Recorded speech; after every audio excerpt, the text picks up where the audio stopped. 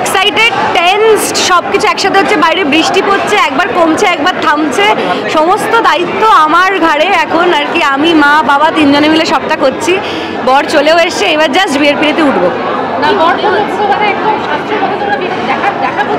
হ্যাঁ, দেখতে দেয়নি আমাকে বরকে, বাট ভিডিও দেখে নিয়েছি। চাই না, একেবারে অদ্ভুত, মানে এরকম ফিল হয়নি আমার আগে কখনো। সকালবেলা অবধিও বুঝতে পারছিলাম না, কারণ এত তাড়াহুড়ো করে সব কিছু যাচ্ছে। এক একটা রিচুয়ালে যখন বসছে তখন মনে হচ্ছে আচ্ছা, ও আচ্ছা হচ্ছে আর কি। কিন্তু বাদবাকিটা এত টেনশনে যাচ্ছে, পারফরমেন্স হবে, সব বন্ধুদের এক জায়গায় করা, সাজা, ব্রাইডাল সব কিছু নিয়ে মানে প্রচণ্ড পাজলড আর কি। হ্যাঁ, আমার আসলে বাড়িতে আমি মা বাবা তিনজনে ছাড়া আমার বিয়ের আর করার মতো কেউ নেই, তো সবটা আমাকে মাকে বাবাকেই করতে হয়েছে। লুকটা নিয়ে তো তোমরা বলবে।